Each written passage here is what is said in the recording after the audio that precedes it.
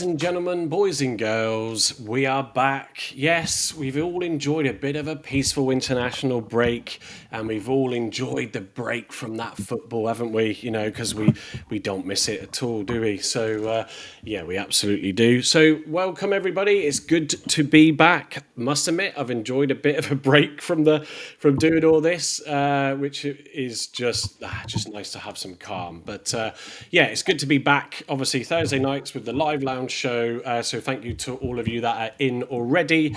And tonight we have with us Herbie, Andy, and Gavin. I shall jump straight to our grid view so you can see them all nice and clearly. Evening, gents. Herbie, how are we doing? Yes, all good.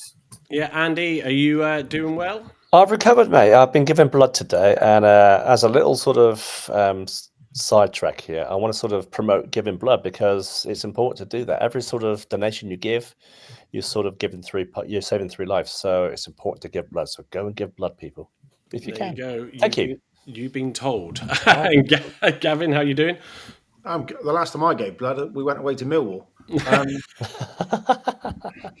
I just gave it to the concrete. Yeah, I'm very well, thank you. Yeah, good. So, yeah, it's been an interesting one, isn't it? England pitting in some good performances, and seems like we're going to do well with Tuchel in charge. And yeah, I didn't watch all the matches. I caught more of the one on the other night, which was good because I hadn't had a chance really. Been very, very busy even without the show. But yeah, it's busy at work, actually, really, really busy, which is good because it's always good to be busy. Herbie, you've been doing a lot of coursework and stuff, so it's rare to get you on because obviously you're committed to getting that done at times, so it doesn't help with the schedule for the show. But you're feeling like you're getting things together? Yeah, I'm getting things together. It might be like, monthly appearances, but we will get there eventually. And yeah, I know we've been obviously missing the football, but I went to watch Truro on Tuesday. I thought they were pretty poor, but yeah, it was just football to watch, to be honest. So effectively, you just thought, do you know what? I mean, I just need to continue seeing poor football. So you thought you'd go to Truro. Yeah, well, if I wanted to watch poor football, I should have sat and watched England. But to be fair, they actually played all right. So. Yeah, no, it's some big scores and very, very confident. It's a very strange feeling, that sort of thinking. Actually, do you know what? We might have finally found a manager that can sort the squad out. German. So, Andy, besides giving blood, what else have you been up to, mate? Oh, mate, do you know what? I've had a really great weekend last weekend. I went up to celebrate my mother-in-law's 100th birthday. Wow, bless her. She was. Shout out to her then. Shout out to her. She's had a great long life, and the whole family came together and celebrated it, mate. It was fantastic. We had 4 generations there. So, yeah, really special moment and really privileged to see her again. I haven't seen her for a few years, so it was nice to get away. Yeah, that's impressive. And Gavin, I know we caught up earlier today, but yeah, you've been flat out as well with work, so it's relentless, isn't it? Non-stop. Yes, it'd be nice to have a day at Argyle on Saturday and not worry about work for a few hours over a couple of glasses of red. Yeah. So yeah, all good. You can't complain. You're busy though. No, exactly. Yeah, like I just said, yeah, it's better to be that than not at all. But it's good to take my mindset and focus away from doing what I'm doing in work to actually just getting back and having a distraction that is talking Argyle. So what have we got for you tonight, folks? So obviously we like to, those that are new to watching us, we like to produce some sort of additional content with our Thursday shows. Saturdays are all about evening. PT, good to see you back in. It's all about post-match on Saturday nights at 8:30. Gets a raw emotion if it's good, bad or indifferent. And Thursday nights are all about just sort of previewing the game. Obviously, we've got Wimbledon on Saturday, but we like to throw a topic in the mix. And we thought, well, seeing as we've had a few months of football now and this international break, let's reflect on the squad. So we're going to do that before we preview the match. Evening, Ben, who's in early tonight. So good to see you as well. So folks, if you've got any questions, don't be afraid, put them in the chat. We do show it up on the screen, as you can see there, so you can see what everybody's chatting about and engage with each other. Absolutely. So without further ado, let me go in and touch upon a few headlines recently. coming out this week, obviously with Brendan Galloway having a full 90 minutes on international duty for Zimbabwe. So really good to see that. And no reported injuries, folks. So that's always a blessing when it comes to Brendan Galloway. And the last thing we need is any more injuries in our squad. Andy's in as well. Evening, Andy. Good to see you in. Changed your name tag again, I see. Or you're jumping in with your YouTube or your X. But good to see you in nonetheless. And also Xavi's back. Yes, the training photos for those that caught that. Carl tweeted it out in the week from our account as well. Obviously a gradual reintroduction, probably a bit earlier or sooner than people were expecting, but that's good. I'm sure he's absolutely pleased himself to get back on the grass and get involved. But it's good to see him back with the longer term injuries that he's had, and Pleggy also. Pleggy's due back, I think maybe end of November, from what he said on his Argyle TV interview. It's good to get some of these guys back. Argyle Tweets is also in. Get on, he says. Yeah, get on to you. And Stevie Vaughan's joining us as well tonight. So evening, Steve. Obviously, the big news, I suppose, is we've now hired our new goalkeeping coach. Yeah, Mike Stowell joins us. So it's good to, I think, there was a bit of uncertainty on how quickly we were going to get someone, cleverly citing again the location being an issue here. We believe, from what Steve said to us, Mike's got some family connections in Plymouth, so I'm sure that equally helped thank you, Gavin, his mum to the decision making. A little bit. I'll come to Andy. I think you've watched the interview on him. I mean, I've summed up what effectively was put out in the press release, but he's got proven success, 16 years of coaching experience from Leicester City, including the historic 2015-16 Premier League title campaign. He also achieved himself a league title with Maccabi Tel Aviv and recently worked with Bristol City's women. Cleverly's confidence in him. Manager Tom Cleverly praised Stowell's knowledge and experience and recalled their time together at Leicester. He expressed his delight at bringing a coach of such calibre to Argyle, expecting real expertise for his technical staff, and he's great at developing goalkeepers. David Fox highlighted incredible longevity and vast knowledge. He will work closely with Argyle's talented goalkeepers Connor, Luca and Zach to foster their growth and development. Oh, that word foster, we shouldn't. Oh, God, shivers down the spine. So, Andy. There's nothing wrong with Ian Foster. No, correct. So you watched the interview, Andy. So what sort of vibes did you get from Mike? The experience is going to bring. He won the Premiership with Leicester, I believe, and he's got a good. He wasn't in goal though, Andy. He was only. No, he wasn't in goal. He was coaching those people who were in goal, though. Come on, young man. Yeah, for a long time. But it's a brilliant achievement, isn't it, to win a title that no one really gave him a chance to win. At the start of the season, 500 to 1. That was amazing, wasn't it? And so he's got that success. He's got that expertise behind him. He's coached some good keepers down the years. Cashford Michael was one of those, I believe. Yep. So I'm really sort of excited by it because we've got a bit of experienced heads in there now. So to keep the youngsters, the Clevs and the other coaches at bay, But yeah, I'm really excited by what's going to happen and what he's going to bring to it. Yeah, I think he also quoting from something you said, sent to me on it. He said, "You stay together, you work together, you push each other. Great group here. Looking forward to getting started." Look, it's good. Daryl Flavervan did a really good job, and I think it's going to be great to see what Mike can do. Gavin, thoughts on that appointment? It's nice to have, and this is going to sound really ageist, but it's nice to have someone who's been around a bit and got the battle scars, if that makes sense. Yeah, you looked at me there, Gav, didn't you? You looked at me there for a minute. I don't know. No, never. But around a bit, he's mentioned it a couple of times, hasn't he? That the pretty much in terms of the coaching setup, they're all kind of got baby's mummy's milk on their top lip still. They're fresh out the packet, aren't they? All of them, pretty much. They're all in their 30s, apart from Nance, who's been here since 1827. But some of our coaches are younger, I think, than our skipper, which is says it all really. So I think to have that extra bit of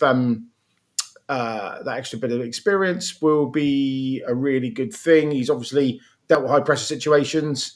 I don't think anyone gave Leicester a chance, and I think their bums were squeaking when they won that year, probably from February onwards, where they were like, oh, actually, we may be able to do this now. Whereas before, I think they thought go for broke. So having that sort of experience of going 2 promotions, winning, I think, winning an FA Cup and a Charity Shield, and also being in Europe twice in the last round of 5 or last 16, means he's going to be an elite coach, where he's going to have elite athletes with elite mindsets, which is what I think the club requires at the moment, to push them up the league and to challenge them every day. And I think what's more important is his all-round ability, because he's had, 5 or 6 interim spells at Leicester when they had the revolving door of managers.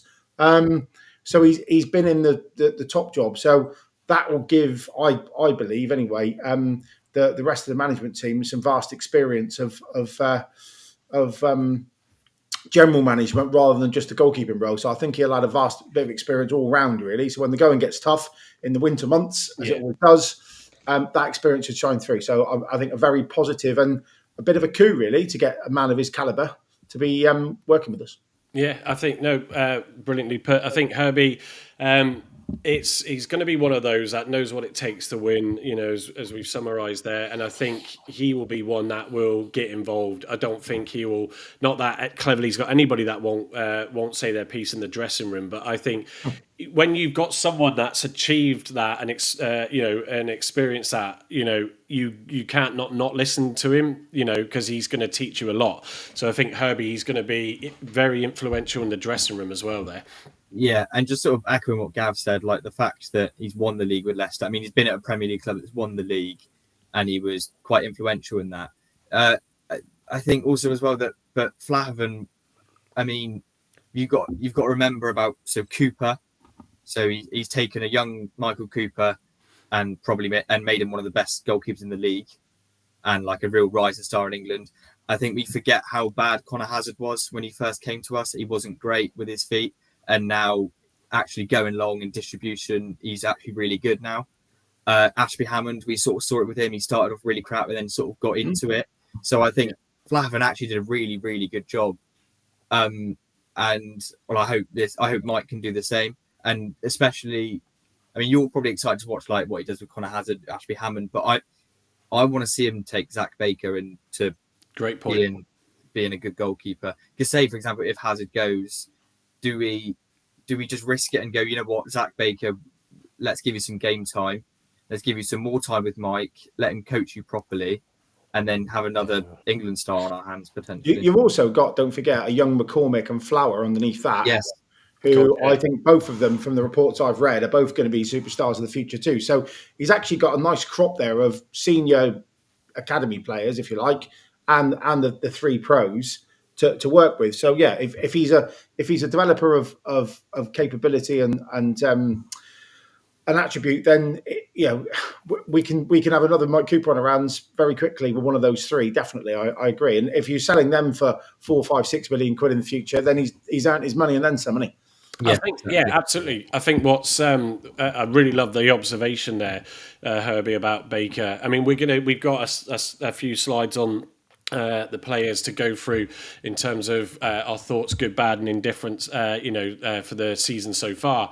And, when I saw the goalkeeping slide, and it's like, well, Baker hasn't got a look in, and people wanted him to in the cup games, never did. And I think, Ashby Hammond's only got a year contract, and he has done superb under the pressure off the back of that awful pre-season, FUBAR. But it's one of those where we want to get Baker, we need to develop him, because it's not easy getting decent replacement players, let alone goalkeepers. So I totally agree, Herbie. I think it will be good for him to get in there, see what Zach's about, and hopefully that turns into be positive, like Gavin said, and the younger ones coming up through again. So yeah, let's hope that it does prove positive, but absolutely right to point out the achievements of Daryl, totally. And also Pilgrim Petey actually in the comments makes an interesting point that interesting that Stowe was also the set piece coach at Leicester. So we've all probably could agree that we've definitely lacked that this season. So it'd be interesting to see if he gets involved in that to a degree and how he can mix that up for us. So I think that's a brilliant observation, Petey. Also, Paul Bailey's in tonight. Hi, always says morning all and then hi all. I don't know where you are, Paul, but it is the evening. So, but good to see you in nonetheless. Mr. Magoo is back in tonight saying Jack Mack still injured? Question mark. Evening, gents. I haven't watched or listened to the press conference. Yes, he is. Right, good. So, because I put the quotes together for the show, but literally 10 minutes before we went live. So, thanks for that, Gavin. So... Sorry, just to caveat that, just to give him an answer. TC's words, weeks, not months.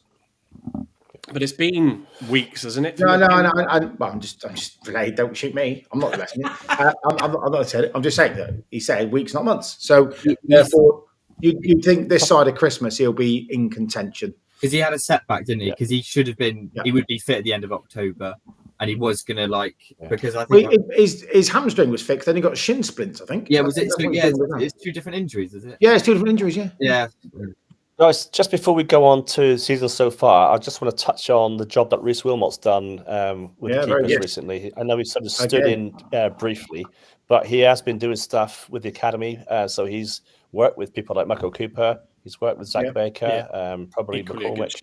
So a really good person it was to have nice. on your team as well. I come across it on socials the other day. Was the flick back to the old West Country highlights that they used to do in the evenings on the Saturday, and there was a few games there where Reece was in goal. He pulled off a couple of absolute stunners as well in front of the Barn Park end. He was a class goalkeeper. But him and Alan Miller, we both got from Arsenal. They were both really, really good. Yeah. He's a good guy as well, Reece. I'm hoping to get him on the show soon. I don't know how you remember all this stuff because my memory is useless, but then that's why you're here, and I just try and host it as best I can. You just jumped on the bandwagon. Oh, I love it. Yeah, throw it all at me. Where's the how do I kick out? There he is. That's fine.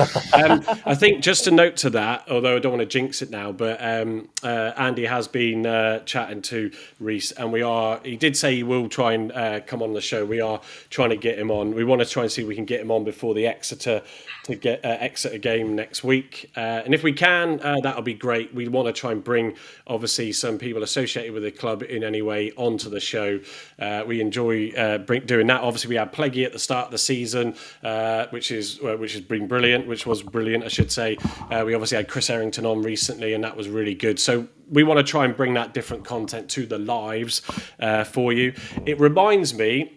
Just to sort of say, actually, on that game next week, obviously, because it's Thursday night, well, we're obviously not going to come live on here, or are we? So what I might do is I'll be watching it at home. I'm not going. I think, Herbie, you're going. You try and get to these away games. Right, is this Exeter? Yeah. Yeah, I'm going next. Yeah, so you're going. Harvey's going as well. It's his birthday. I think it's his birthday today or tomorrow, but Harvey is out having a birthday meal. So happy birthday to you, Harv. Just a shout out there.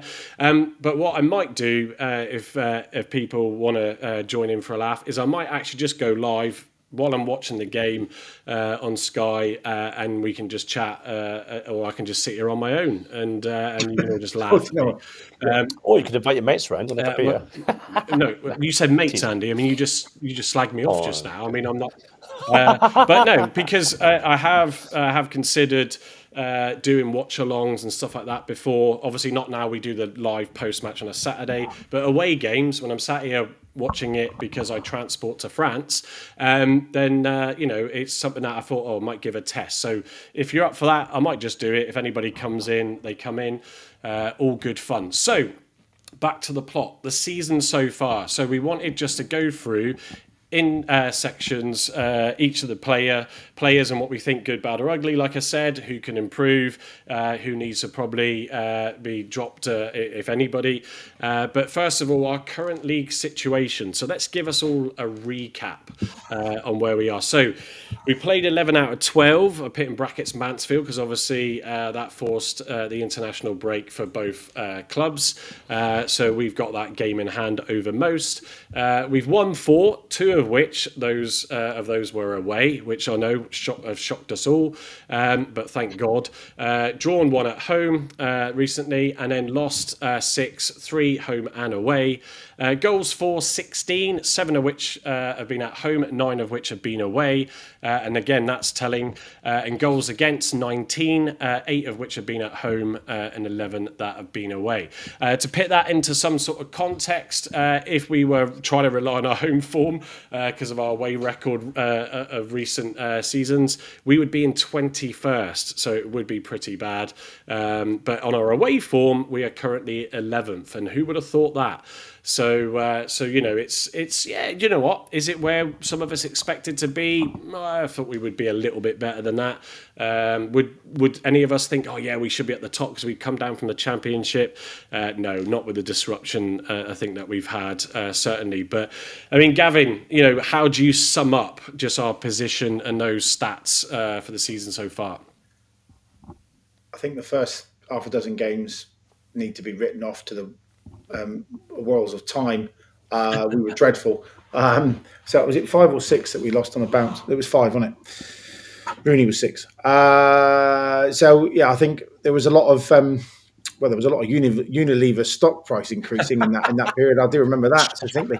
But I think since then we've managed to get a grip and start to play. Since he's changed formation, that's done a lot. We've had been a lot better.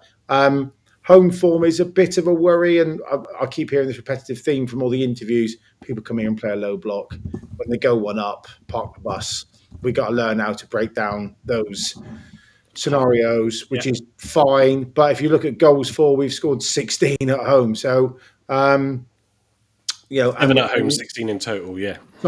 Sorry. Yes. Sorry. But we've also scored 6 at home in one game in the cup. I know it was against Tottenham's kids, but that shouldn't pose a problem. I think there's a bit of form now. I think there's probably more importantly a bit of confidence now. Those Conor Hazard fans out there, me being one, will probably say that that's due to him being back in the side and that spine's now strengthened. I think it's a bit unfair on Ashby Hammond, aka Delazouche. Is it a good start? No, it's probably a C+ on a report card, but it's probably a B+ for the last 6 games, and it's probably an E- for the first 6. So overall, am I upset? No, not really. I'd sooner be getting a run of form now going into Christmas and then extending that post-January with a bit of bolstering of the squad than I would to go out like a cheap firework and all piss in the beginning and then at the end, and then we end up a bit like we did a few years ago, actually, Shuey's first year, where we ran out of steam in those last few games because we had no players who were fit enough and the squad wasn't deep enough and blah blah blah. So for me it's a C+ start overall, and I think we'll get better from here. Yeah, no, I think absolutely. I think, Andy, it was, we were all hopeful. You try and be positive pre-season, but the reality is, the reality very much hit home very quickly. And it was clear that, the whole small squad. I like small squads.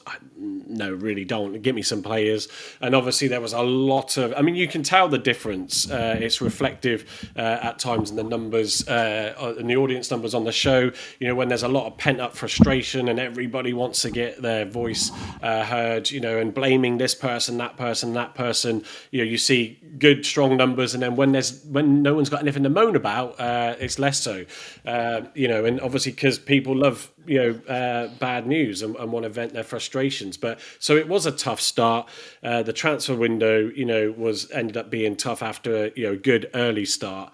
I think with Laurent Talai and stuff, that was a brilliant signing and proven to be, touchwood, and continues to. We'll come on to him and the Fords in a minute. So Andy, do you know what? It could be worse, of course, but I think we're seeing that form, and we did say got to give it to the end of October, really, didn't we? Or a few weeks back, I should say, after the window. Let's see what happens once these players start to gel. And 2 weeks on the training pitch, give or take a few days.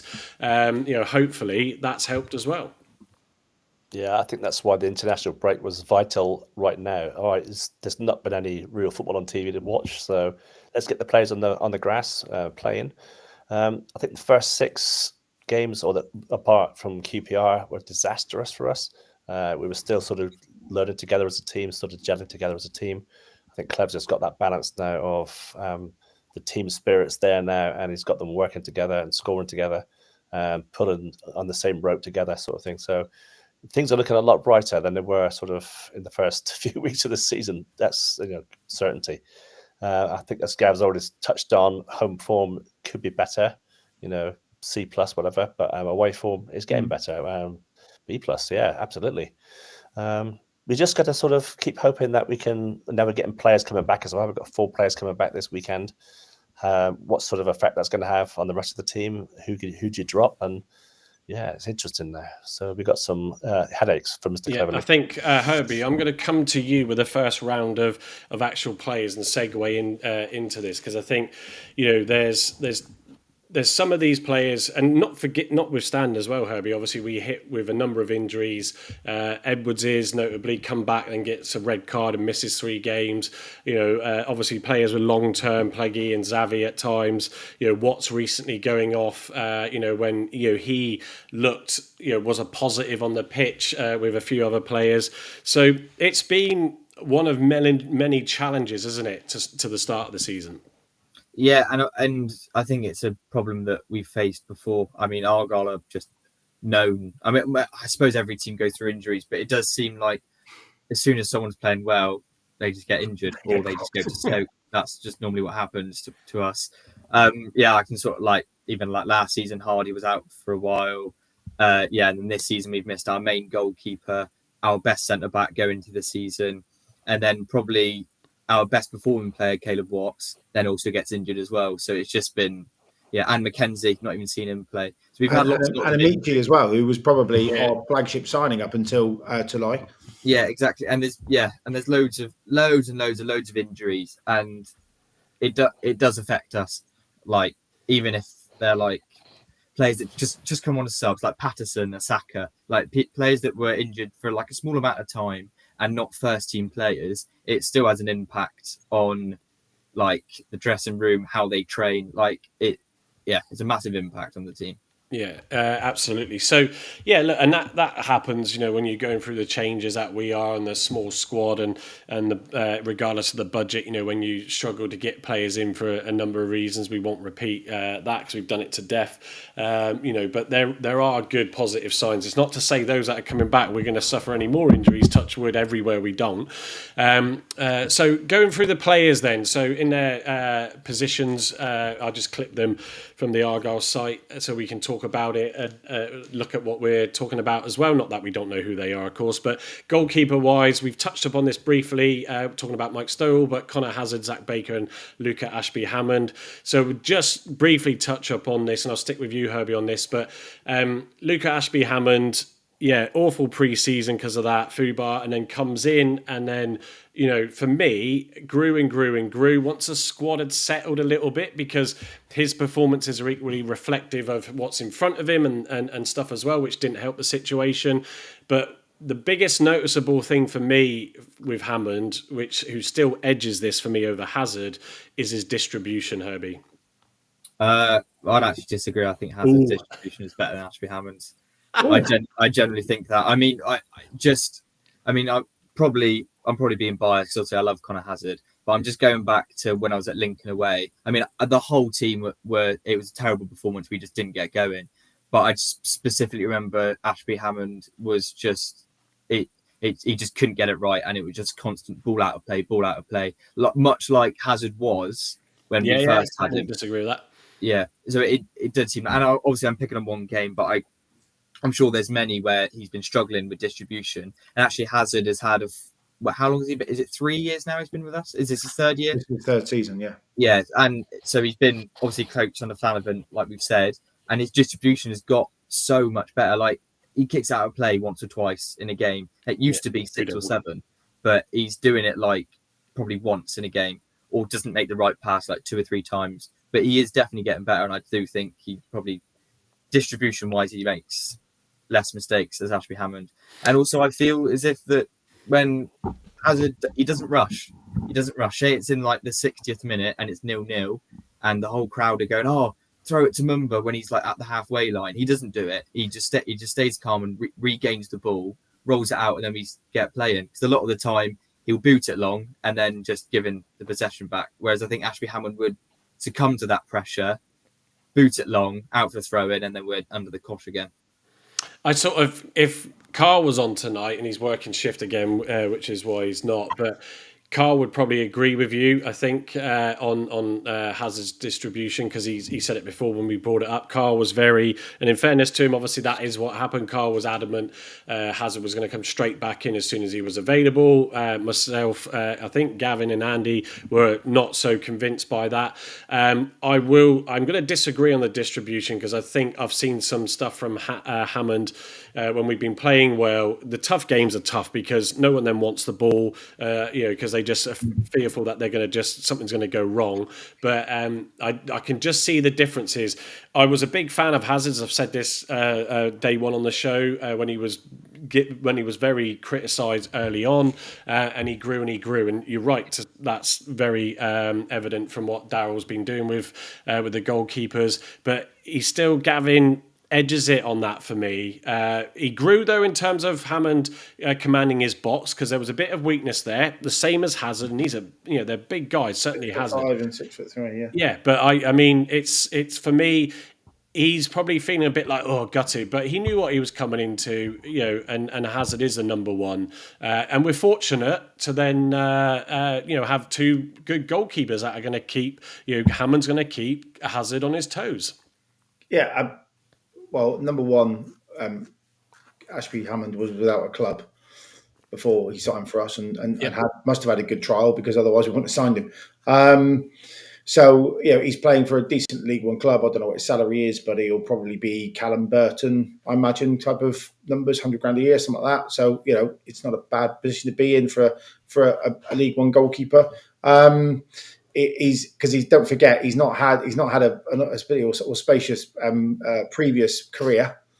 He's been down in the non-league and not doing very well there now either. So I think he's done well to get in the club. I think he took his opportunity after the first 4 or 5 games very well. Your point, Mike, around when things are going badly, no one wants the ball. Yeah. And I've genuine sympathy for Luke Ashby Hammond, because many a times, even at home park early doors when we were struggling, he's come out, he's looking to throw long, and everyone's turned their back and I don't want it. And then the crowd are like, "Come on, man, move it!" And you're like, "Well, to who?"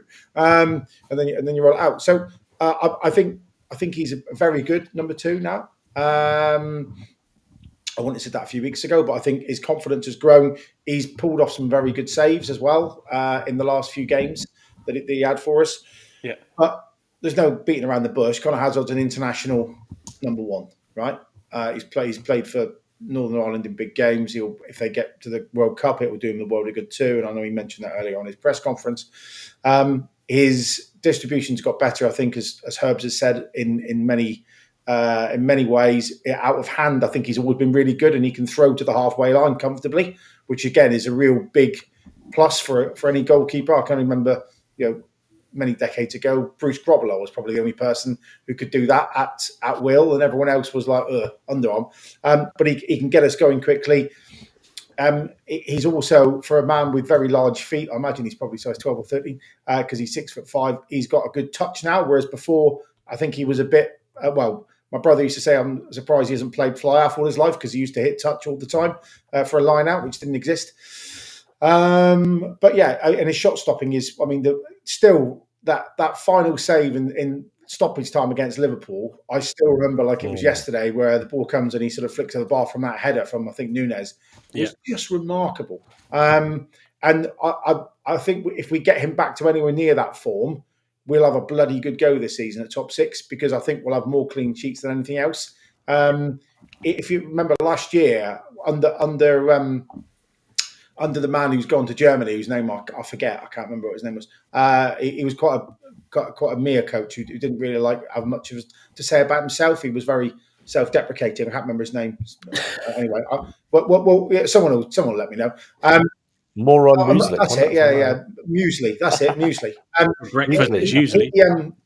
Under him, he was remarkable with his saves, and probably saved us a handful of points last year. I know it wasn't enough, but did really, really well. And I think he's back. He's fighting fit. He wants to prove his point, and he'll probably want to extend his contract, I imagine, to if we stay up in the champ and go again and prove, he's got that itch to scratch up there where he was injured for a period of time and last season and this season and didn't get a run. So I think there's only one number one, then he wears it. So that's the end of the debate, really.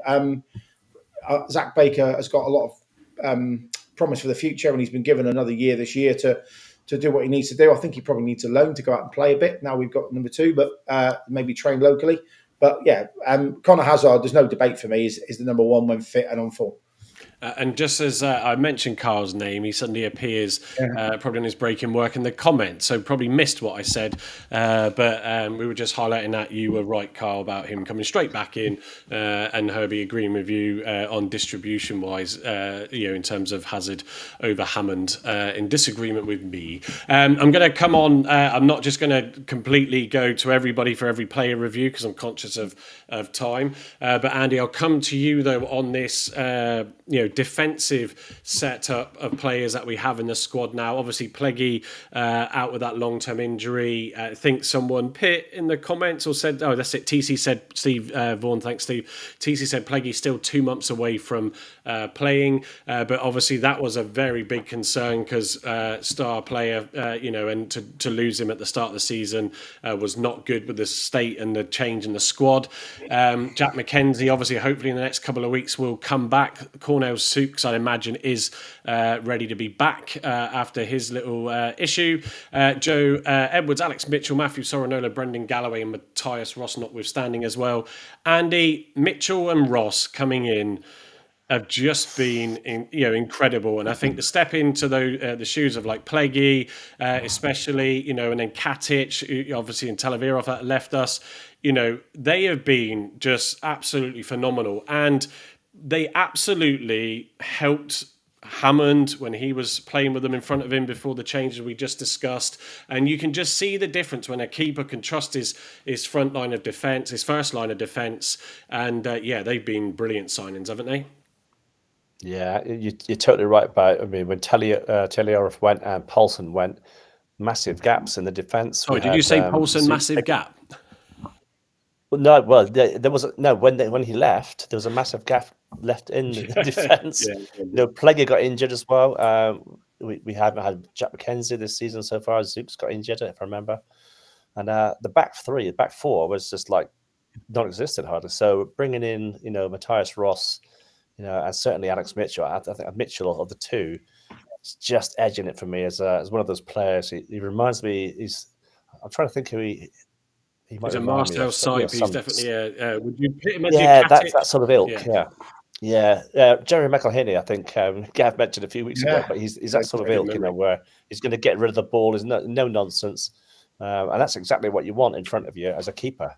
Just going back to Hazard, I think he needs those two players in front of him for his confidence, and I think that's why Ashby Hammond didn't concede many in that interim when they came to the side.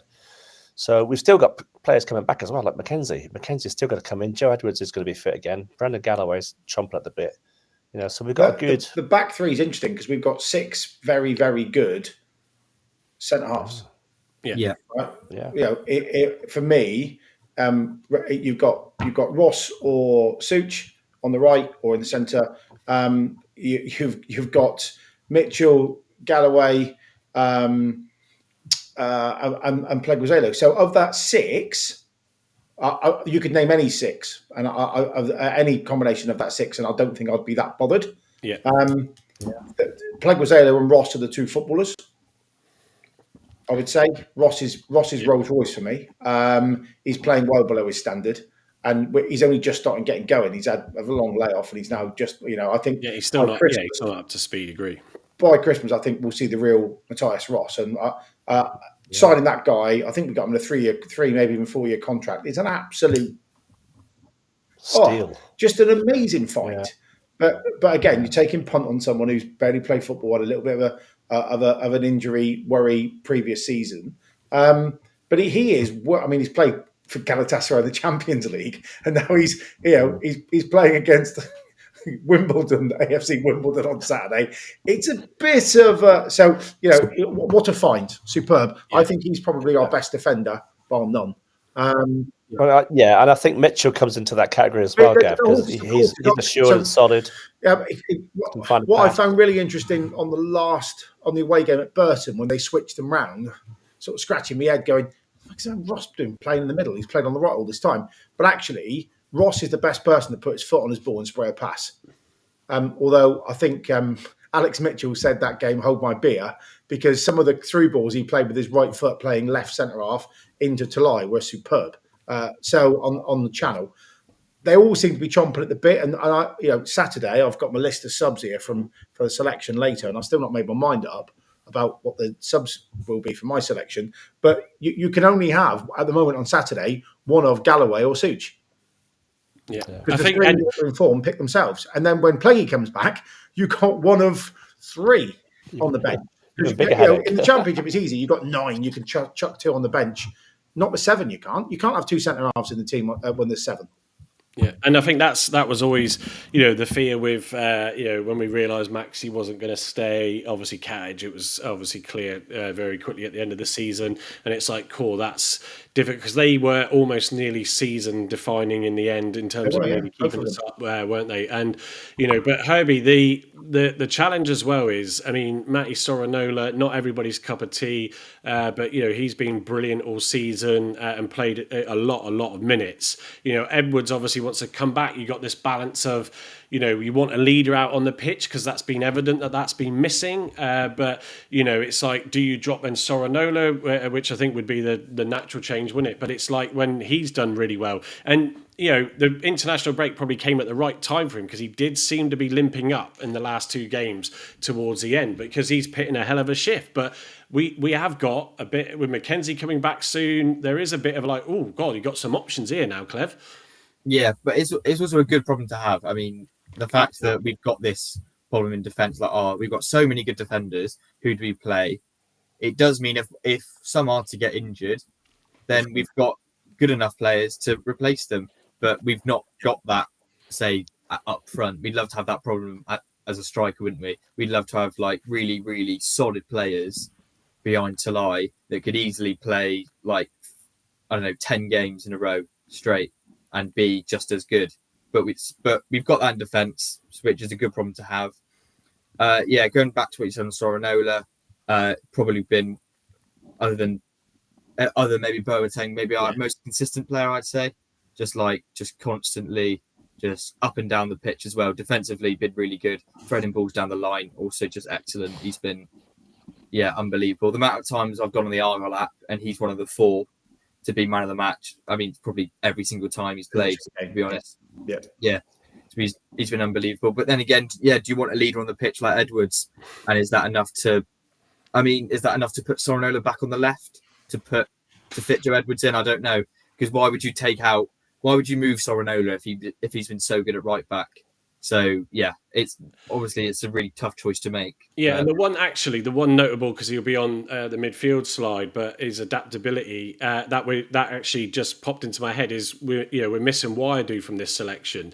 And the fact that he's been in there, on that left side, and he's had a hell of a season as well. So it's a great situation to be in, that's for sure. And the likes of Jack McKenzie, you almost like, well, how does he come into the game? How is he going to get those opportunities after being out for so long? So he's going to have that frustration because there is a lot of good options. I think the only one for me, sort of, Andy, I'll end with the defence with yourself, but is, I suppose, Brendan Galloway. If you play him out of position from that left side, he can be a bit, makes you a bit nervous, and he's either going to have a game where he just does really well, it's hot and cold, basically. Yeah, you want someone with experience back there, don't you? Brendan's got that experience, international, of course he is. You've got to have that sort of steady Eddie head there. If you don't have that, then Cornell Zux is going to go AWOL, I think, personally. He's of the players that we've talked about, Cornell's probably the one who he's got the ability, but I don't think he's quite up there with the likes of Mitchell or Ross. So he could potentially say he's going to be the one that's going to find it hard to get back into the side. Yeah, Yeah, I think so personally. I like Cornell. He's a great little player, but he does make mistakes. Cornell will be in with a Sure. shout just because of his long throw, if nothing else. Yeah, But I that's don't true. think- Well, but we've seen Wire do with the throw as well. Yeah, but I Where don't it is think it's big. as good as Cornell's. And I think if you, I'm just looking on FOTMob now. So Brendan Galloway's season played 8 matches, FOTMob rating 6.77. I know they don't tell the entire story. Of course they don't. And then if you look at squad, if you look at I've got it open if you want to just shout the name. so what's Such's run rate and score? In a sec, basically, he's on a 6.24. He's on a 6.24. Started 7, 630. So they're kind of 6 and 2 3s really, in terms of their performance. Well, certainly stat driven anyway through FOTMob. So this is the conundrum I'm having from a bench on Saturday. Is Galloway's just played 90 minutes internationally. He's sharp. He's probably last season. You probably said before Katic and Maxi arrived, our best centre half. But I think everyone would agree with that. Played for Everton. Probably would, if he didn't have his injury record, would probably have played Premier League football for quite some time, or been there or thereabouts. It's either him or it's Such. I don't think Such makes many mistakes. He's got a bit more go forward, I think, than Brendan does. But his long throw is a big threat, and we've scored goals from that long throw. So it's like flip a coin, isn't it? But aren't these wonderful conversations to be having?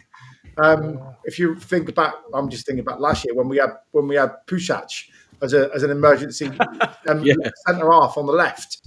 He's about 4'6", like Scrappy do. We have had some tough times. Now, at least we've learned our lesson there. Pleggy is probably our best all-round defender. It's been out for the year, even Pleggy, if you're listening. But I actually think that with Ross and Pleguezuela, we've got 2 Rolls-Royce defenders.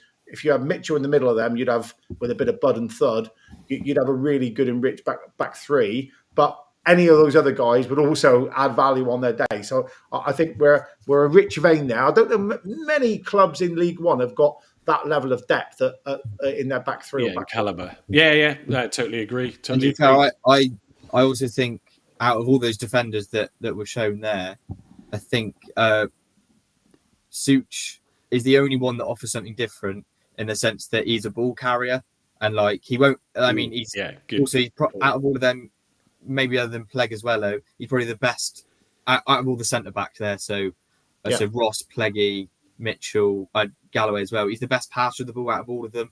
He has got a ping on him, and also just carrying the ball, just dribbling with it. When he sees the space, he will just go. He will just go forward.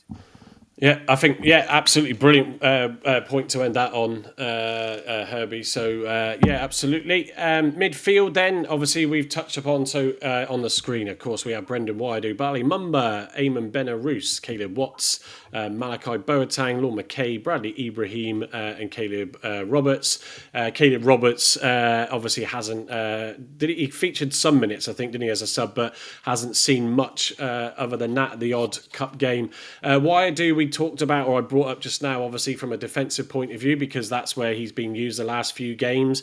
Again, a player who had that horrendous start with the own goal, it just was falling apart for him, and then has just come back superbly and has put in some brilliant performances, and said himself he is adaptable. We brought him and signed him on because he has that flexibility, and he is happy to play wherever the gaffer needs him to, and he has been brilliant as well, supporting that defensive line.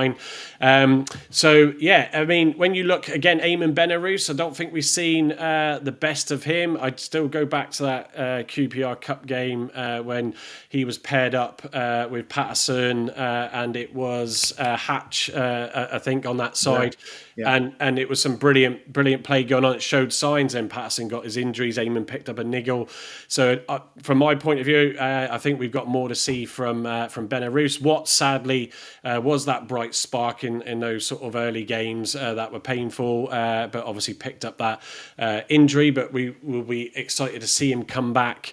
Mumba. Now I'll come to him in a second because caused a bit of a good debate and difference of opinion before we came on the live, as it did post-match the Saturday of the last game. But Boateng, absolutely Mr. Consistent, has been there all season, not really putting a foot wrong. He is on the FOTMob rating third, actually, below Talai and Alex Mitchell with 7.9, but has been absolutely brilliant. Law McCabe, obviously brought in on loan. I think there is some huge potential there, and you can see from the lad that he's got that bit of difference about him. And I think the more he gets into a game, rather than being almost sitting back too deep and supporting the defence, I think will be exciting to see what he can bring. Bradley Ibrahim has been another one that's been a starlight. He's dealt with his frustrations and his issues, and his discipline is a word I'm looking for, really, and that's been great to see. So, Gavin, Barley Mumba, I know you weren't on the show, obviously, out of that post-game, but I was adamant. Yeah, you wanted me that night. I was absolutely trolleyed. Anyway, there we go. It would have made it entertaining. But yeah, against Wigan. So my view on Barley is I've always been a big fan of him. He does make those mistakes, and sometimes in games they have been costly, but then there's other players that equally do.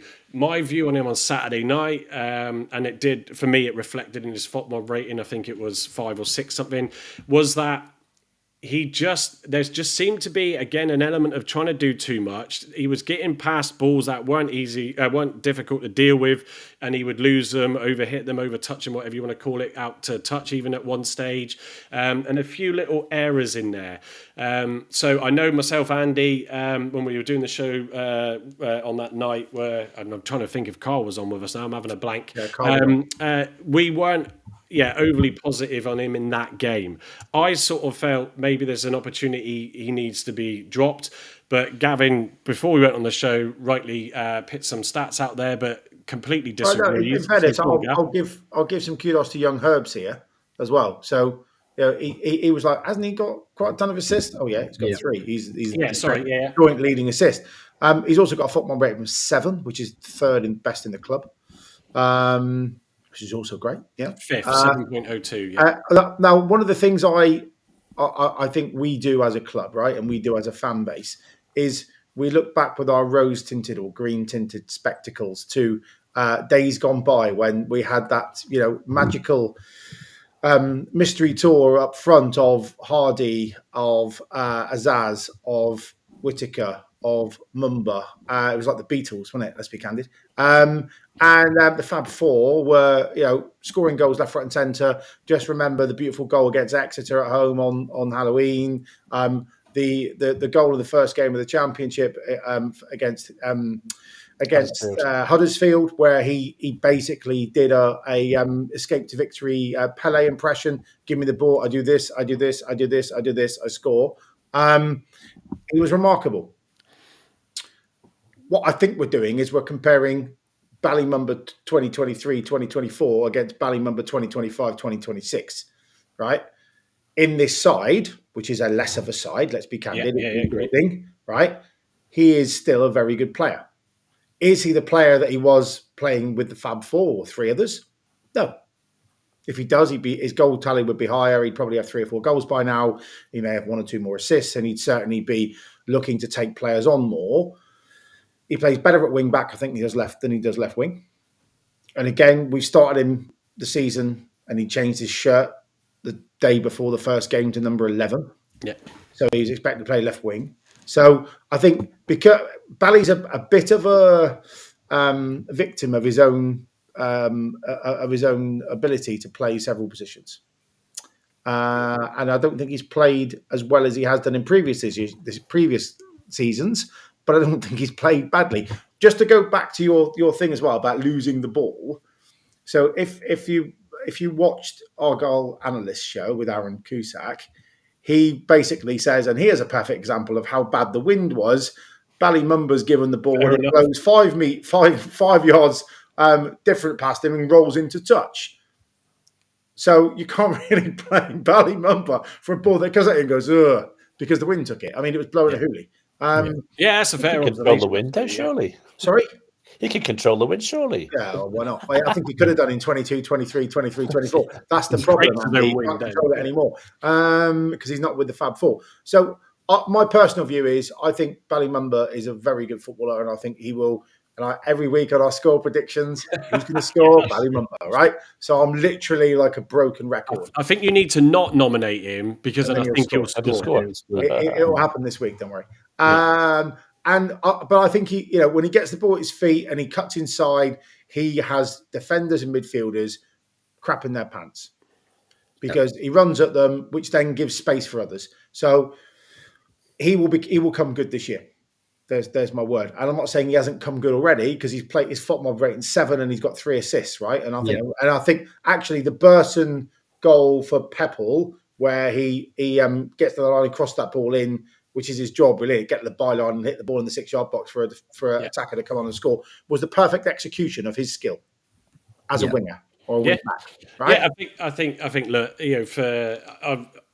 I'm sort of not against Bally. I know, Andy, you've been more vocal about him. That game frustrated me, but I think there's those times because you want to see more from a player that has that ability, and it's frustrating when things don't go. The wind thing, I didn't know about. So, and it was a windy day, obviously, and so from that angle where I'm sat in Block 9 over where that incident took place, right over by you, Gav, that you don't necessarily see that. There's a lot you obviously don't see. That could be element driven, but it just frustrated me in that game. But I think the whole match frustrated us. Herbie, you said earlier, teams are coming down trying to park the bus and stop us playing, and we've got to find a way to deal with that. Gavin touched upon it as well early on.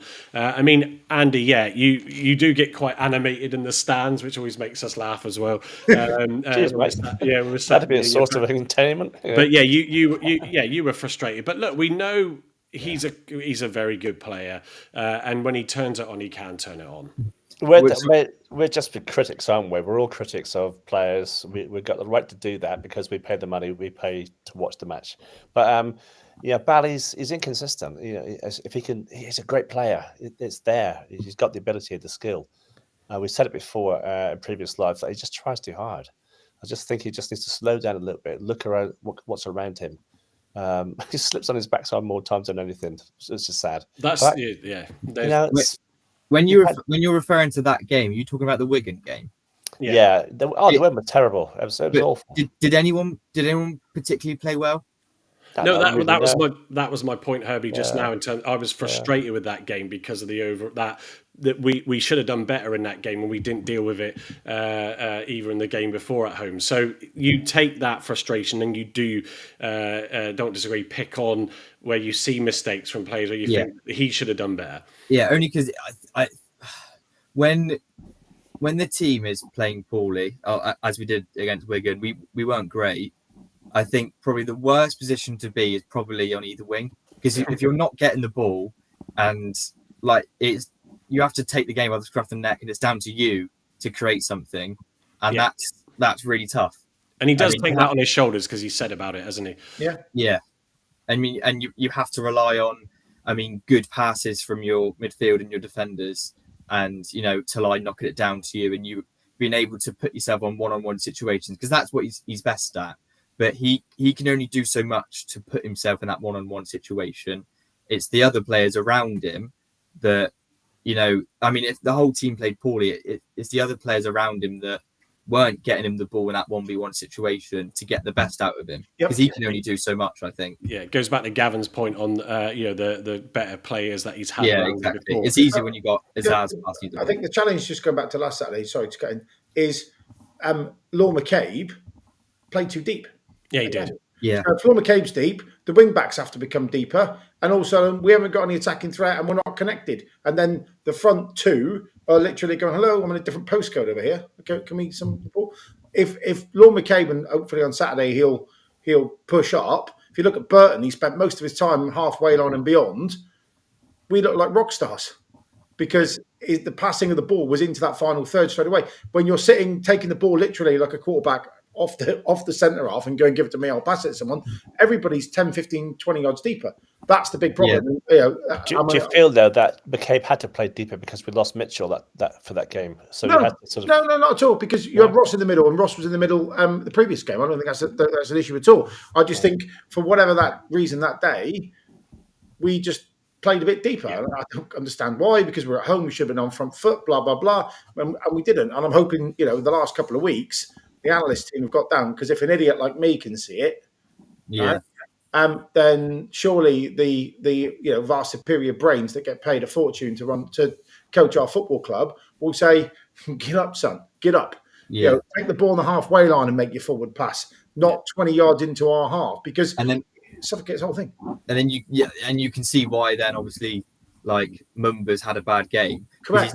He's not losing the ball in the final third. No. He's now losing it. He's losing it on the halfway line, behind the halfway line. Yeah. Or he's thinking in his head, right, I've got to beat 3 players to get to the final third. Yeah. Whereas actually, if he gets it wide when we're attacking, he's getting it probably 10 yards from the line of the 18-yard box, 1-on-1, which is exactly where you want him to have the ball. Yeah, we are sounding like we know what we're talking about in this pod tonight. This has to stop now. But it's true. It's where you as that wing back, it's where you receive the ball. Yeah, and so look, not to sort of take up this whole segment on Mumba, but obviously he's one that's been with us for a while now. We know that there was those sort of questions. He was looking for that move. We don't. He stays in for me, but he was looking for that move. And sometimes that can affect your mentality when you've seen your mates go on, stay in that championship, etc., etc. But yeah, I mean, it's for me, it's definitely I find those issues sometimes frustrating, but equally it's not just because of his own doing, and that's fair to point out. But looking at obviously some of the other players, so we touched upon Lord McCabe. We think we got more to see there. His potential, has been, his profile is huge for that. Boateng we know has been Mr. Consistent. Ibrahim. I mean, if we talk about Benarous actually, who's shown promise and then hasn't been able to sort of sustain a place because of injury and stuff. And Herbie, I want to come to you on this. Where do you see him fitting in? He potentially could be obviously that place of Mumba, but do you see more coming from Benarous, and do you think he's one that you're excited about in that midfielder to come into the squad? I mean, definitely after the QPR game. Who did we play after QPR?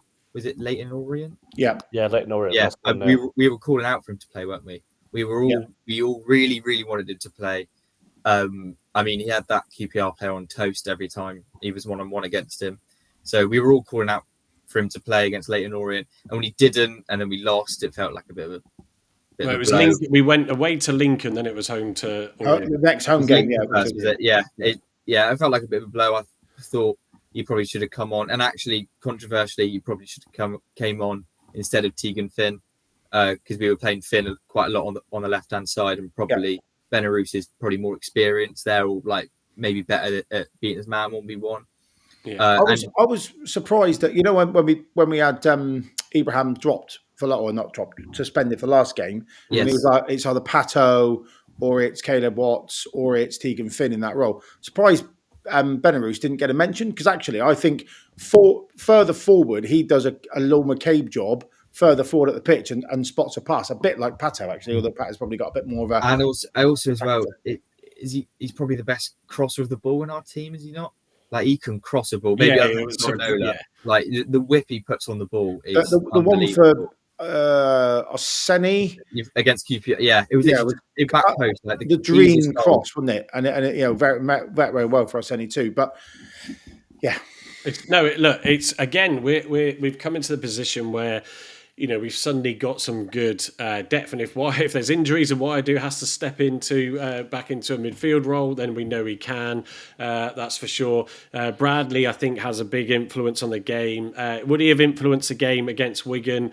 I think we've got to try and work out a plan, because against Peterborough, the game before where we then did lose, it's like we couldn't work out a different way to play or work around the way that they were playing against against us. So we don't want to on Saturday against Wimbledon, see a similar thing. So it'd be disappointing if we do, because then we've not learned anything, in my opinion, from the time off. But and I still find Roberts exciting potential. And obviously there is this more competition now, so it's going to be harder for him. But that's why I think it's so important to keep these cup games, however you look at them, going for these players that sit on the fringe. We need 3 or 4 rounds of the FA Cup to get these guys motoring, particularly Belarus, in my opinion. Yeah. Particularly Belarus. Yeah, I think it's good. And Roberts. Any sort of final thoughts, Gavin? I'll stick with you there. Any final thoughts on? I think, ironically, until Caleb Watts comes back, I think our best midfield is the one that started against Burton. Burton, wasn't it? Where ironically, I never thought I'd say this, but having Ibrahim in front of Boateng and McCabe worked wonders. A really good assist from Ibrahim that day to tee up Talai. Won the ball back high on the pitch, because he's actually I think he's a 6 going into an 8 rather than a pure 8 or 8.5. That's the 3 best midfield we have, and now it's for all those other boys on that page to dislodge them from that position, and that's a great place to be, in my opinion, for the football club. Not so great if you're TC trying to select the team on Saturday and let some people down who are senior players who might not even make the match day squad. But that's what he gets paid for, so we move on. Absolutely. I'm conscious we've just touched over the hour, and we've got the forwards now to do before we go into the match preview. But evening, everybody, and welcome for joining us on the Block 9 podcast. Bartholomew, big hello, evening to you. Just in the comments there. Phil Tor, sorry, Phil, I didn't pick up on that. I do see Phil sometimes when I go into the ground, and we always stop to say hello to each other. He says, how many goals have been scored through Galloway's position when he has played? I have no idea. Anybody? Two of them were at Bolton. No, he got beaten. He got beaten with a header at Bolton, and then the cross came in on his side, wouldn't it? Yeah, they're both in the back post, haven't they, Herbs? I'm trying to think. Yeah, the corner was back post, and then the other one, he was 1-on-1 to the winger, and he let him put an easy ball in. Yeah, that's right. Yeah. There we go. So Phil, because he did say to me last time, he said, "Oh, I did put a comment, you didn't read it out," so I was making sure. On that. We have now. Yeah. Oh, I've jumped.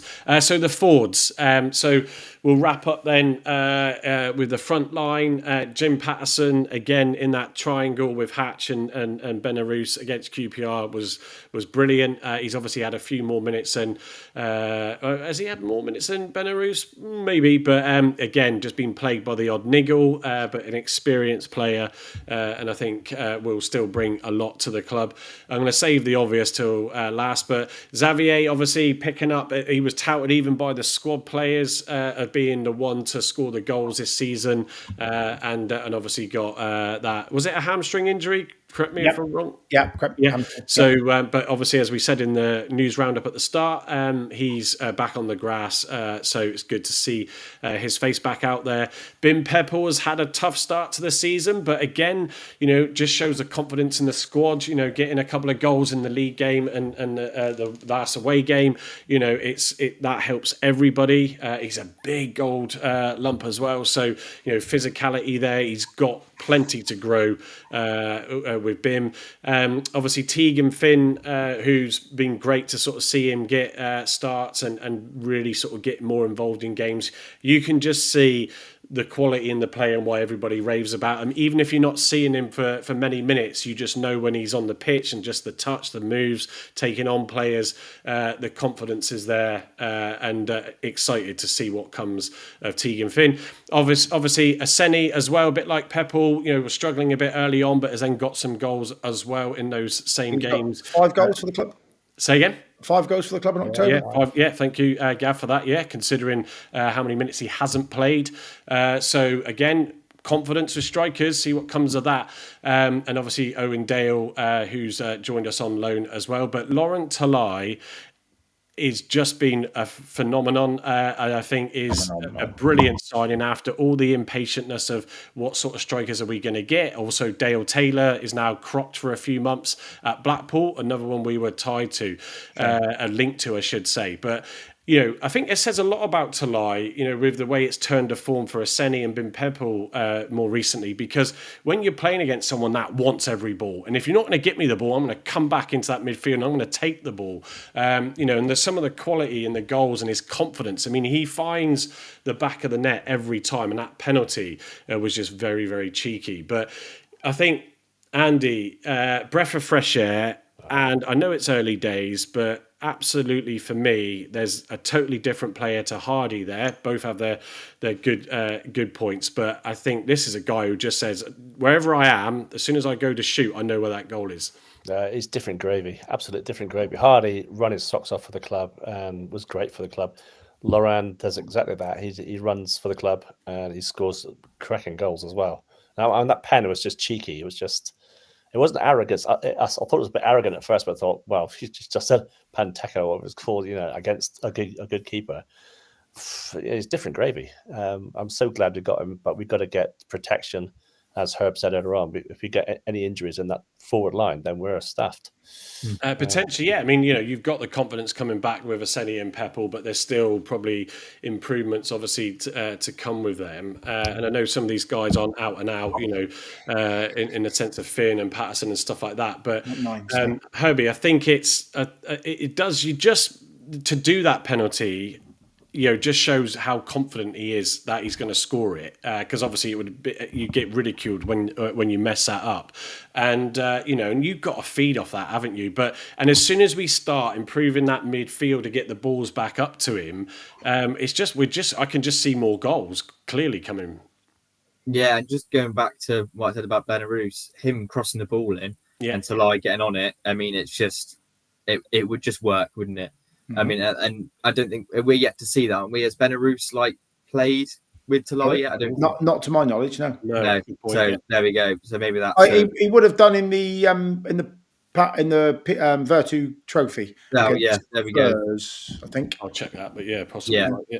But yeah, I think he's just been unbelievable to start with. But even like the first 2 or 3 games, I mean, I think a lot of people were a bit iffy. We didn't really know what sort of striker he was going to be. Like we all thought he was going to be poor with the ball at his feet and just like a proper poacher. But he's the complete opposite. He's fantastic with the ball at his feet and taking players on. And even just like his first touch is unbelievable with a defender on his back. And really, I know he scored lots of goals for us this season, but the highlight for me of the season is his cross when we played Luton away from home. Yep. Like a ball just gets played over. It's over him. Yeah. He takes the touch away, stands up his defender, and just whips a finds the smallest man on the back post to head it in. Yeah. Yeah. And that took 2 touches. One touch to put it away into space. He went round the ball, he saw the cross and just did it. But 2 touches, that's all it took. Yeah. And I think Gavin, he's the epitome of don't overthink. Be confident that in your talent, in your ability. Obviously, be very observant where you are and where your other players are, because you can't go and pit that, sort of crossing, without knowing what's going on around you. And because we see that all too often, players overthinking and trying to do too much, getting that ball into the box. And because my memory's useless, so I'll embarrass myself now. The goal where he received the ball from, was it Hammond, and just turned and went forward and scored. Yep. We've just got to try and get the delivery and the balls forward up to him in a way that then is going to make that player work, and use other players to pull defenders away because they're going to just be so like, we've got to focus on Talai because look, he's dangerous from everywhere. So I think as we start to improve that, and hopefully we see that against Wimbledon, no game's easy, but hopefully we'll see that against Wimbledon on Saturday, and that we can sort of see more of that, open play and really getting forward. And because when you've got the confidence of other players going, if I get him the ball in the right place, he's going to at least get a shot on target. Yeah. Sadly, in that game, I think the only shot on target was the pen, as we discussed post-match. The crossbar. They got 2 inches below that. He's in. Yeah, but yeah, you're right. So I think Andy. Can I just make a point as well? Yeah, just a stato point. Go on then. So if we were from outer space looking at which striker we're looking to buy from our current front 2, and you were saying, how many goals a game do these pair get? Right? Owen Aseni gets 0.75, 3/4 of a goal. This is just in the league, by the way. I'm not taking the cup games. Yeah. Every 90 minutes. Laurent Tolai gets a goal gets 0.46 of a goal every 90 minutes. So nearly double. So 3/4 of a goal and half a goal a game, but for each of them. That's why Herbie's point, I think, is so accurate around the wider game contribution, because he is a hold-up player. He can ping crosses, although Aseni's got an assist as well. He is far more all-round player than Aseni, but just on pure output, to quote an ex-Man United midfielder who's a grumpy Irishman, you're a striker.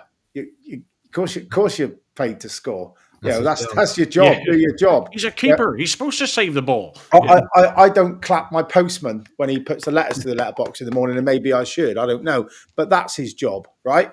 So, just looking at stats, we've probably got two of the most prolific strikers goals per minute in the division at the moment on the last, say, 6 games when we started to play.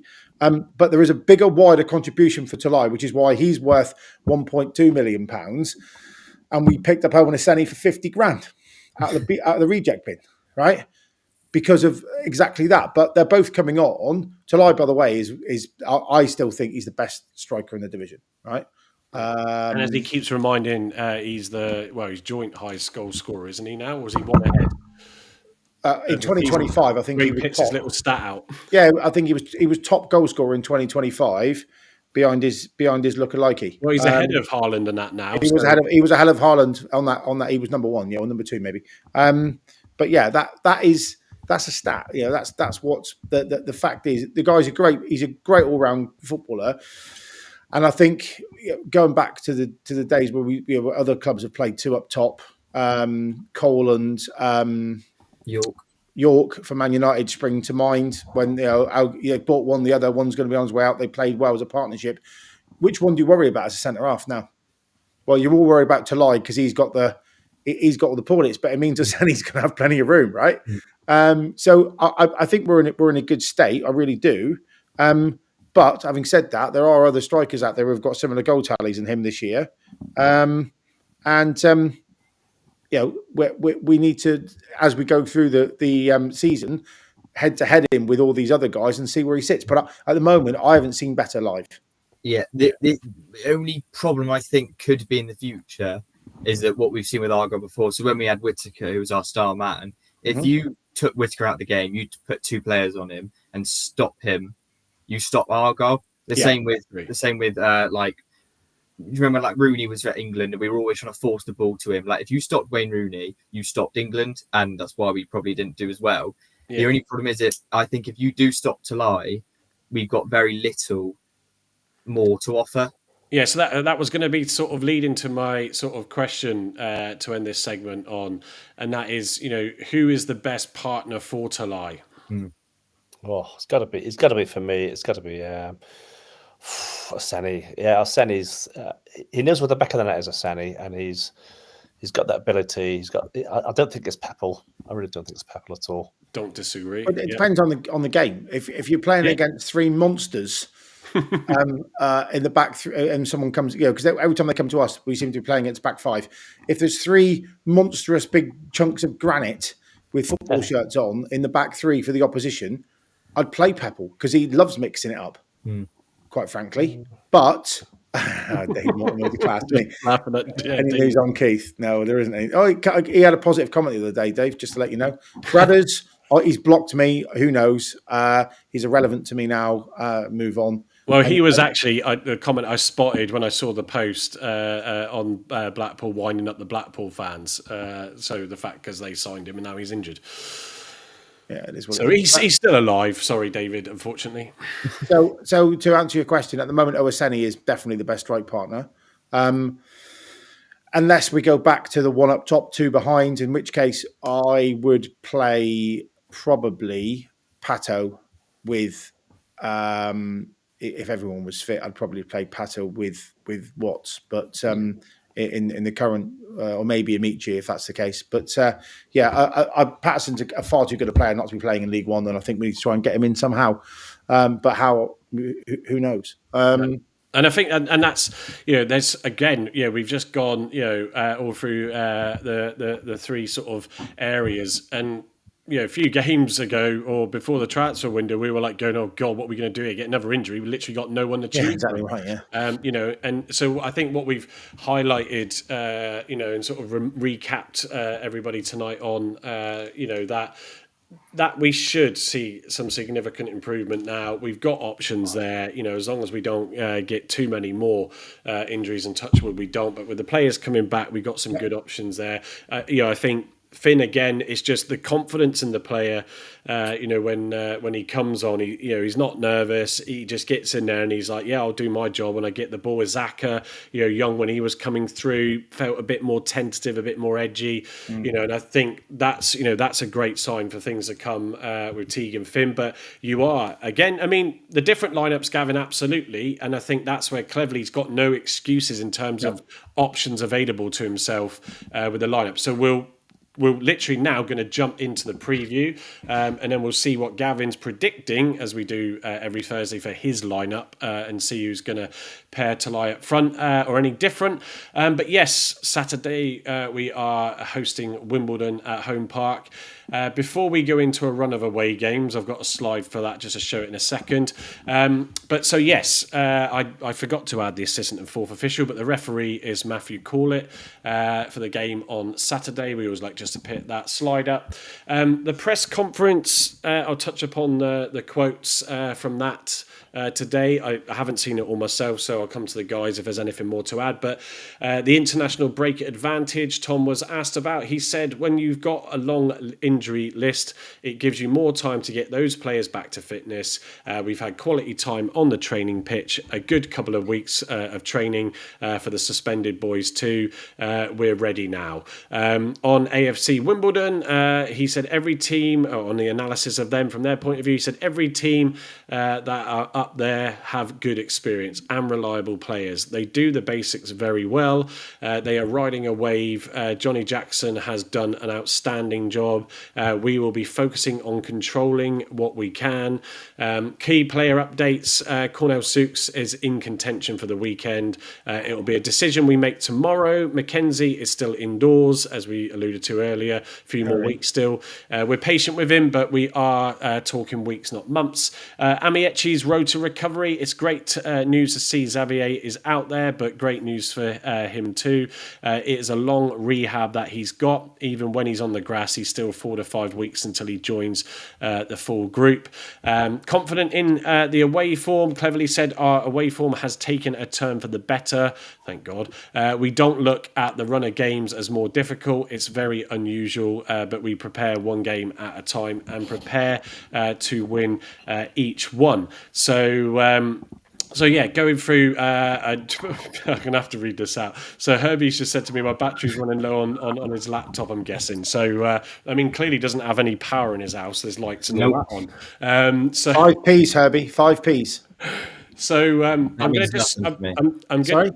That means nothing to me. 5p's. Okay. Proper preparation prevents. You can have 6. Piss poor performance. There you go. Charge it. 5p's, son. Or 5p's in the meter. Yeah, that's 50p's. Exactly. Huddersfield 1, Bolton 1. Steve's just updated in the stats in the chat there. AFC Wimbledon, their season so far, return obviously to League One, having secured the promotion via the playoff. This marks their first season back, communicated 15 points from 9 games, currently sitting around 9th in the standings. Snapshot, 5 wins, 0 draws, 4 losses, 17 goals conceded, 13. Jackson, as Cleverly has said, has done a phenomenal job there. Fundamentals are run, block, tackle, fight. That's an interesting synopsis that GPT has put forward there, and adapting to the challenge. Gavin, you normally set up these slides with me when we're prepping for the show. I don't know if you've managed to do much research on Wimbledon, but obviously they're doing well. Where do you see some sort of concerns from them on Saturday? Well, so they picked a very consistent. That's right. He's gone. 5p's. Battery literally is dead. It's dead. So they pick a very consistent lineup. So they're 3-5-2 like us. Okay. A lot of players that have come up with them, if you like, and they've recruited There we well. go. I've got a style and stats slide yet. They have a striker in. His name escapes me, but he scored as many goals as he scored 5 goals at 0.6 a game. Anderson, I think. And they are that well. Having seen, I've seen one game this year on Sky. They're very direct. I think you've got to be. It's the DNA of Wimbledon, isn't it? And I don't mean like fashion ball. Let's see how quickly we can get it up to the 9'6" guy at the top. But it is quite direct. It is quite. So I think they'll come and play the back five. Don't think there's any issue there. But I think what they will do is, or play 3 and then 2 wing backs. Yeah. I think they'll sit in. If we get an early goal, I think that will do us the world of good. Because it means they'll have to sort of push a bit. I think if they get a goal, I think we'll be into a bit of a stalemate, defence v attack again. So, but a team full of confidence. They are 3rd in the league table in the form league table for the last 6 games. They've got 13 points in the last 6 games, which is only same as Bradford and who was the other one? Bradford and Stevenage. So they're up there in the form guide, joint top for the last 6 games. They're no mugs. It's a long journey down from Wimbledon, and it was longish. I think it will be. I think this is the first relegated championship side they've played. So then maybe that'll be a factor. I don't know, but yeah, they're a good outfit, mate, and they are no mugs in this league, and there are a lot of people now suddenly giving them top 6 finishes in their prediction league, which is interesting. I think the winter might be their comeuppance, and James Greenacre, when I talked to him, who is a big Wimbledon fan, he always sort of, we're rubbish and we're not going to do this, not going to do that. But I think they will be a very good team on Saturday. And I think we need to win this game in order to get to the scum game with some confidence and move forward. So they are not going to be a pushover. Defensively excellent and good set piece, long throws. Good side. Well, when they beat Notts County in the playoffs, they mauled them basically at their place up from last season off memory. They played a really good game. So they're going to come full of confidence. They've got their joint top of the form league, and they've got a settled side. So don't expect an easy afternoon. No, I think what I think is interesting with that, and that is sort of we've seen 2 teams park the bus now. And you normally know if you've got a team like that coming down, they're going to want to have a go because they clearly want to go out there and win. And Andy, sort of come to you. I think for me, that could open it up and actually help Argyle. I think this first goal situation, I think there's still some eggshells for us that you've just got to be conscious of. But it's they've got a good run of form, as Gavin said. On the last 6 games, they're right up there. So we expect something from them, which I think will open things up and allow the likes of Talai and everybody to try and utilise that to our advantage. I have got it on this next side, so key players to watch. The top goal scorer is Matthew Stevens on 5. He's also goals and assists with 7 from them noted in there. But yeah, the list of players pulled together for this. The goalkeeper, very good. Centre back Patrick Bauer, Jack Reeves, centre midfield. Centre back Patrick Bauer is an absolute monster. He is bloody huge. Let me just 2 seconds. Aaron Sazu, can't pronounce that. Daniel Orsi, Ford, and Omar Bugiel, if that's in there. Although actually, did it put Jack Stevens in here? No, it didn't actually. But he is their top goal scorer. But yeah, Andy, I think that could probably, benefit. I'd like Touchwood. Hopefully, will benefit Argyle with the style of play that we want to play, and then hopefully, Cleverly won't need to find a solution to a park the bus because Wimbledon, I don't think will do that. Yeah, I think if we're quick-footed and they're more direct, there's going to be gaps all over the place, aren't there? You've got to sort of watch out for those and exploit those situations where Wimbledon will come forward. We could easily intercept the ball and pump it back forward. it's going to be an open game. It's going to be a tough one, but it'll be a very open game, I think. And the first goal will be vital. If we get it, then we can go on and win it. If they get it, as Gav said, they could park the bus, make it difficult for us. Yeah, I just don't think they will. And actually, although I always put a goal prediction up, and it's normally me that pits it down, I'm actually under egging it now. I think this could be a game where there could be some interesting goals coming. But so in terms of, because conscious of our time and your time, folks, but Gavin, go explain to us, for those that will be listening post. I've got your lineup up as we do every Thursday. So take us through that, please. So if it was going to have a title for this, if it ain't broke, don't fix it. Right? I just want to go back. Patrick Bauer, I think 7-8 years in the Championship with Preston, I think. Right, okay. A monstrous, very, very good centre half, not blessed with pace. So I think if Hosseini or Tulai can get behind, fine. But he's been a revelation. I think he only started a handful of games last year. I was reading a tweet I think earlier from one of the Wimbledon lot about his start this season. He's played every game. Didn't play much last year, but he has been colossal in the middle of that defensive line. In the air, we aren't going to get much change. I think a bit like our end with Ross and Mitchell and Wiradoo. So I think it'll be on the floor more. But anyway, that's by the by. So. He's only started 3 games. Started 3 games, played in 5, so not used all the time. I think early start of the season, but since then, bearing in mind he barely. I think he had 3 games last year or something like that, for 3-4 games last year for Preston. But very good player. Anyway, that is an aside. So I have gone, for those listening in the car in the next few days or whatever. Conor Hazard in goal, no shock. Back and setting that spine in some kind of concrete. The 3 granites at the back of Alex Mitchell on the left, Matthias Ross in the middle, and Brendan Wiradoo on the right. I don't think you can change that. I know Mitchell was off for the last game because of family issues, and I hope all that sorted itself out. And if Alex is back to everything as well as it can be. But yeah, that's the back 3. 2 6s of Law McCabe and Malachi Boateng, depending how you pronounce it. Wing backs of Ballymumba and Matti Saranola. And then in front of the midfield diamond, Bradley Ibrahim back from suspension. Yeah. And then Laurent Tulai and Owen Hosseini up top. Now, that was the easy part. Picking up the subs. To be honest, the subs, which I've had to write down in my little book, and as we went through the season stuff, I sort of deselected 2 of the 9. So my substitute bench is as follows: Ashby Delazouche as the goalkeeping cover. Yeah. Owen Dale, Tegan Finn, Bim Peppel, Eamon Benarous, Cornell Such. Oh, I missed our skipper out. I literally was about to say that. There's another one that I've even forgotten about. Sorry, skipper. Right. So there's another, and was going to be Jamie Patterson.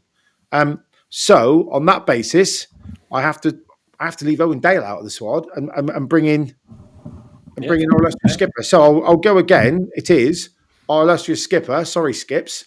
That should have been first name on the subs bench, shouldn't it? Skipper, Finn, Hammond, Peppel, Benarous, Such, Patterson. So we've left out Dale. Yeah, I think that's Roberts, Galloway, and then still to come, Amici, Watts, Pleguezuelo, McKenzie. Did you have Wiradoo, did you say, on your bench? No, Wiradoo's in the team. Sorry, yeah. Right centre half. So that's fine. Yeah, but just goes to show and I'll come to Steve's question in a minute on the skipper at the start. But just goes to show, when we are a fully fit squad, there are going to be 6 proper seasoned senior professionals sitting in the lower Mayflower with a tracksuit on, thinking, come on, hurry up, half time, I want a pint, and going into the players' lounge. That's where we are now. And if you look how threadbare we were a number of weeks ago, we're in a good position, and we can potentially look to add 1 or 2 players in January. So we're in a good position. Now, Mr. Vaughan, Skipper to start is has Skipper to to start. start was no, not away. If this was away from home, all day, every day, twice on Sunday, and then it's the conversation: is it Saranola or is it Mumba that drops out? Right. But at home, we should have more of the ball. Matty Saranola is a better crosser of a ball. He's better going forward. He's got more pace. And I think with Werradu, Moss and Mitchell in that back three, you're not going to need potentially that level of leadership. And Connor Hazard being back there, who will captain the side, by the way. Not my idea of fun. It's like having like me, tight head props, captain in a rugby team. Your head's up your backside most of the game. You can't really see what's going on, so you really shouldn't be captain. But it's the same with Connor Hazard. He's so deep, you can't really influence, and you certainly can't be in the referee's ear, can you? No. We're just walking through the pass. Yeah, come on, ref. What about this? Because if he does that, he's 50 yards up the pitch and out of his position. But he will captain the team. So I think that back four, if you include the goalkeeper and back three, is enough experience and enough steadiness there and game managers to not need our skipper at home so much. However, the 5 games post this away, I would expect the skipper to probably start 3 of them. Yeah. Because you need that more steely game management, less chance-taking person moving forward up front. And then the conversation for next game, which is away at the Scum, is, and I think you definitely have him in for that game because just to manage the occasion more than anything else, you're then looking at, is it Saranola or is it Mumba? You're probably for that game looking to drop Saranola because Mumba's got a great track record against Exeter.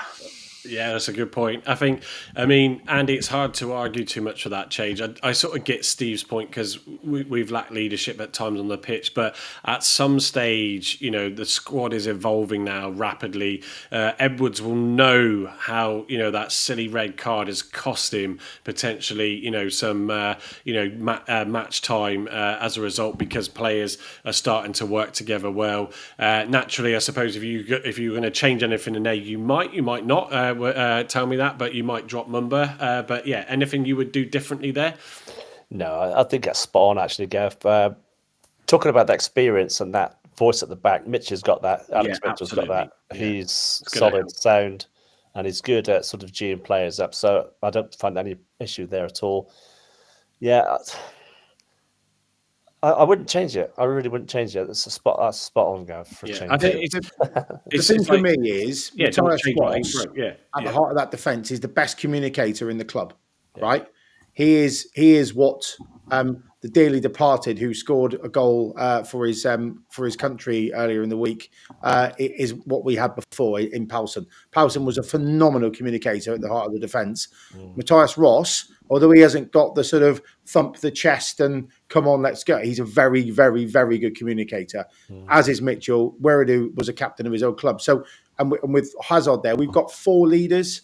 We've got 4 people that can express themselves, 4 people that can organise a defence and organise the wing back. So if we didn't have that, I think absolutely Edwards starts. But Edwards is not as good as footballer as Matty Saranola. I think that everyone in the club would say that. Yeah, I think pace-wise, he's off it now, Joe. It's just going to take him some time to get back in either way, isn't it? That's why that red card, as I pointed out just now, it was a silly red card. And I think someone said it was one of the interviews today, how long is it? Would you expect Joe Edwards to be out for a week? Saturday, Tuesday, Saturday, he's back. It's been like 4 weeks, I think, since he started. Yeah. Since the last game. So it has been an elongated amount of time. But yeah, for me, that's a side that has to start at home. We can have a very different conversation come next Thursday night.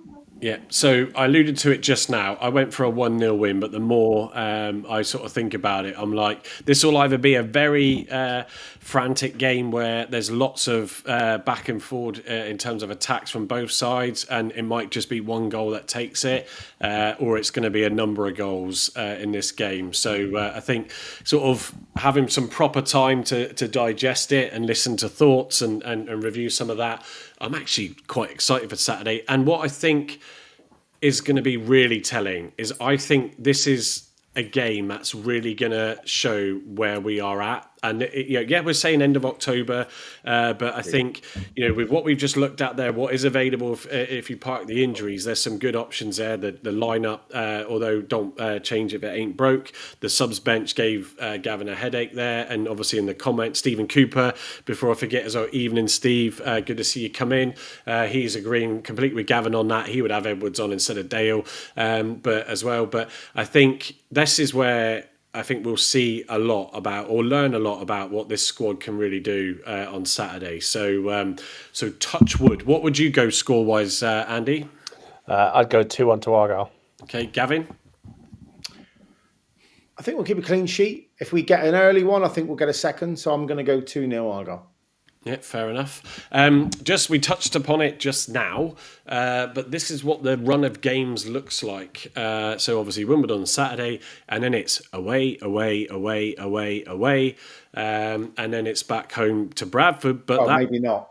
Could be exactly moved as well. So after Wimbledon, we've then got Exeter.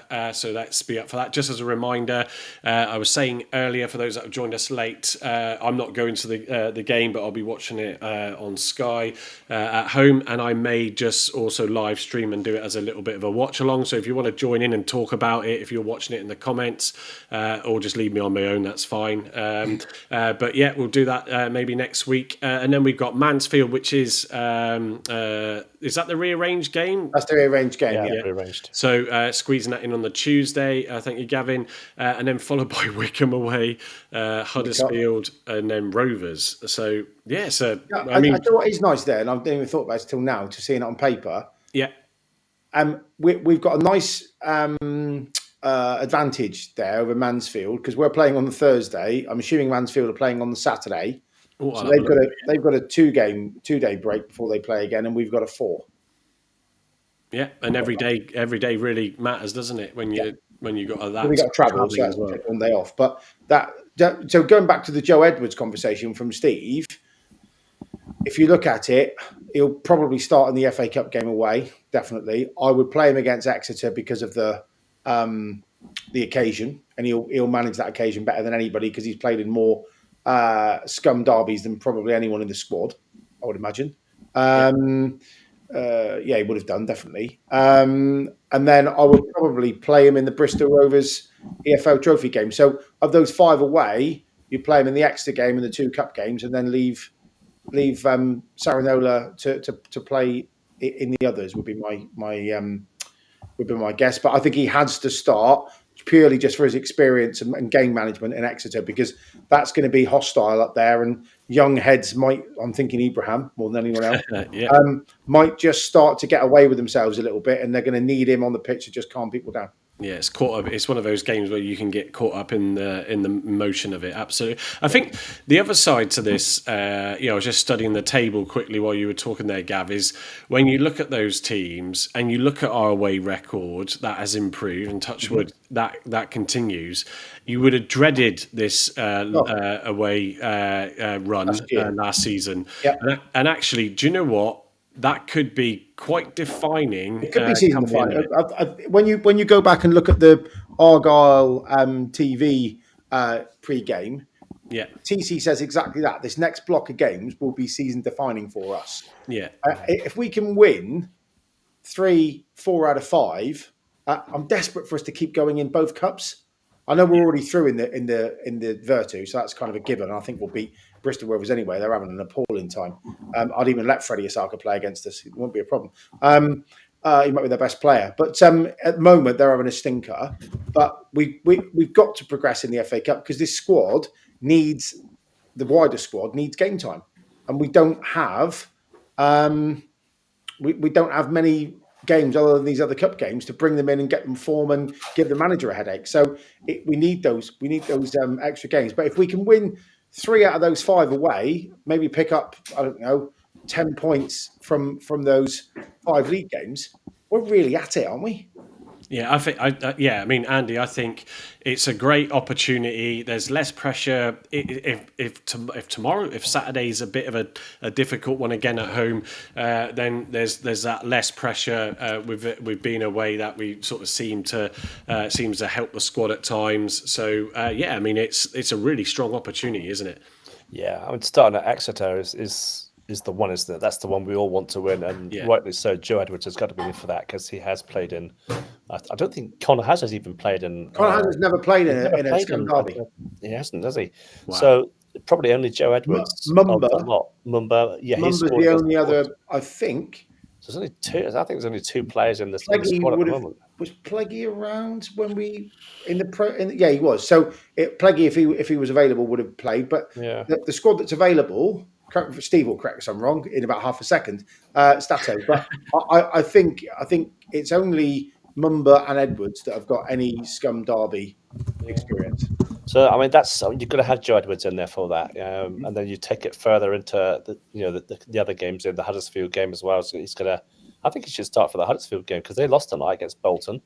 They won that up till late. Yeah, so the guys little put it in the comments. Yeah, 93rd minute. that little bit of tenacity, up there.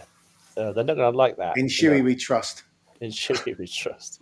He needed that win, that's for sure. He did, But yeah, no. So look, it's there, guys. It's been a long one. I didn't think it was going to be this long, but obviously it was good to sort of do the player recap. Hopefully you enjoyed that and the usual preview coming into Saturday's game. Graham Byrne also saying, "Evening, Graham. Good to see you. When was the last time we had 5 away on the trot? Never, probably. I'm waiting for Steve to come in and say yes. It was back in 19 whatever it was. Steve just reminded us, Brendan Galloway. Oh, there we go. Galloway. Thanks, Steve. I knew you'd have the data to hand. And Stephen Cooper saying, Clev's team, when was the last time a manager has changed so many players? He is up for us. Come on, Clevs. So look, I think it could be a really good game on Saturday. It could be a bit of a sort of real good taster for what we can do. Looking forward to that. It'll be good to get back at home park, especially then with all these run of away games, which I'm sure then the wife and I will get a lot of work done because we want to do some decorating, so I can tie that in with the game going on in the background. But one final note before we go, of course, before I go to the lads for any final thoughts, just wanted to pick this one up. Obviously, St Gordon Sparks, as we like to say, 3 years on, we still remember. So thank you for Argyle for putting that tweet out earlier, and I thought I would just share that on the show as well tonight, folks. So final thoughts from you, Andy? Yeah, just hopeful that we can pick up, as Gavin said, 10 from 15 points. That'll do this for those away matches. We've got to beat Exeter. I want to beat Exeter. That's the one. And then you go into that Bradford game and you're thinking, their bubble's going to burst one day. They may not be as good against us, so we just never know, do you? No, and Gavin, yours, please.